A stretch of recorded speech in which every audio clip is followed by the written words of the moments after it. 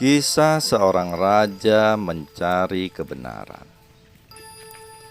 Seorang raja pencari kebenaran yang sudah jenuh dengan konsep-konsep dan teori-teori semu tentang Tuhan mengundang para pakar dan para ahli agama. Selama ini aku dengar bahwa Tuhan berada di mana-mana.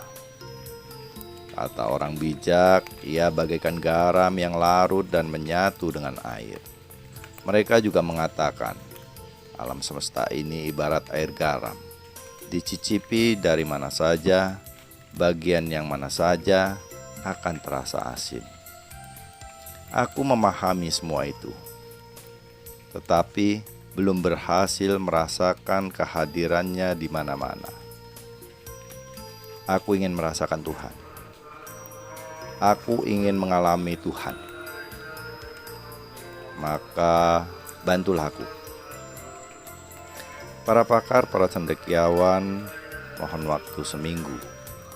Biasa yang namanya cendekiawan, ahli, pakar akan selalu berhati-hati, tidak mau salah. Mereka selalu membutuhkan waktu untuk menimbang, memperhatikan, dan mengingat, baru memutuskan sesuatu. Seseorang sedang tenggelam, tidak apa, jangan ditolong dulu, harus menimbang resikonya, memperhatikan situasinya, dan mengingat kondisi air yang menenggelamkannya.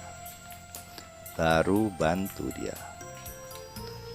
Sementara kalau yang akan dibantu sudah mati, ya apa boleh buat, itulah kehendak Tuhan. Aneh. Tapi demikianlah kaum intelektual.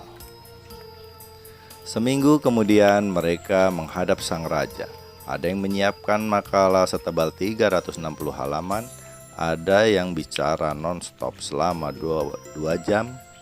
Aneh-aneh, tetapi tidak satu pun yang memuaskan sang raja. Adakah lagi satu di antara kalian yang dapat membantuku merasakan Tuhan?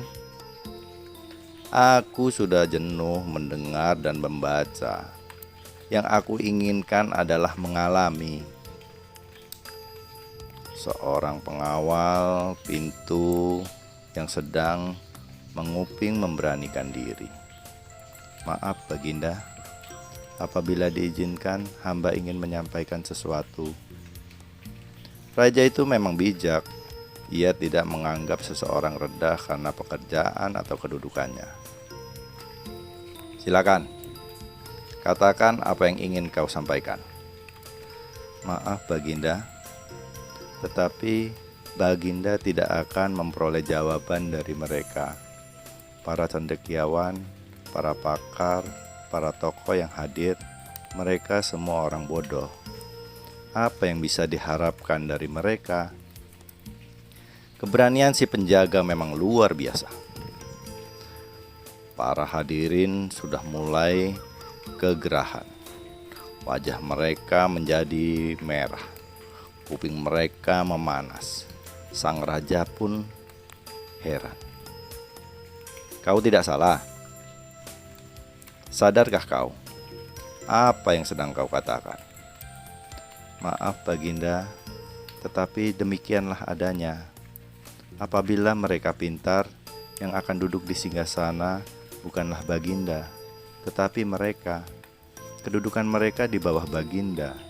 Apa yang dapat Baginda peroleh dari para bawahan? Baginda harus mendapatkannya dari seorang yang berada di atas Baginda, ujar si penjaga. Kamu benar. Tapi siapa yang harus kuhampiri? Siapa yang berada di atasku? Sang raja menjadi serius, sangat ingin tahu. Maaf Baginda, ini hanya ada 2 cara. Mencari orang yang berada di atas Baginda, atau merendahkan diri, turun dari singgasana itu, dan Baginda akan menemukan apa yang sedang Baginda cari. Segampang itukah? Sang raja kebingungan. Segampang itu, Baginda. Maafkan hamba, Baginda.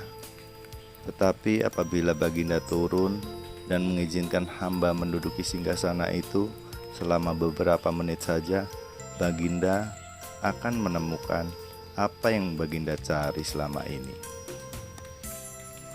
Keinginan sang raja untuk merasakan kebenaran, untuk mengalami Tuhan begitu besar, sehingga tanpa berpikir lagi, ia langsung turun dan mempersilahkan si penjaga duduk di atas singgasana.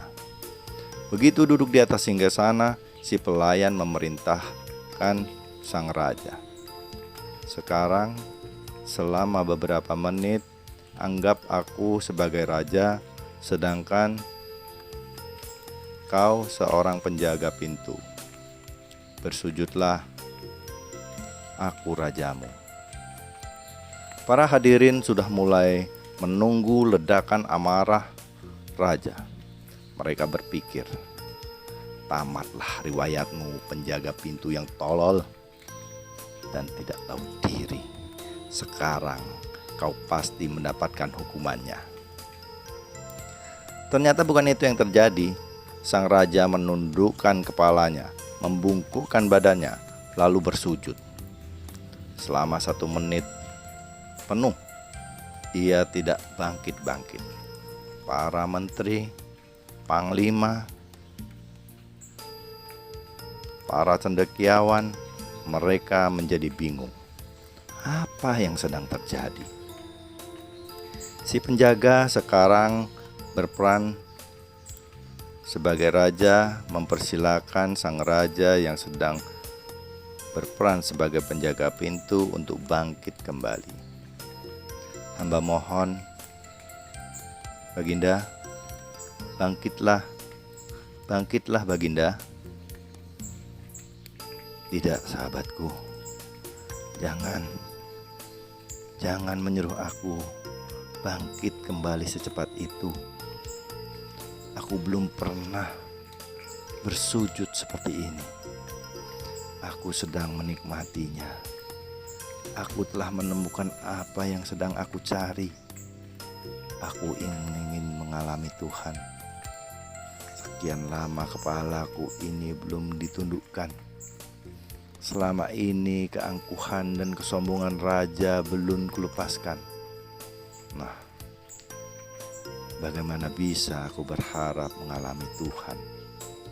Begitu aku sujud, begitu aku melepaskan kerajaanku, kehadiran Tuhan dapat aku rasakan."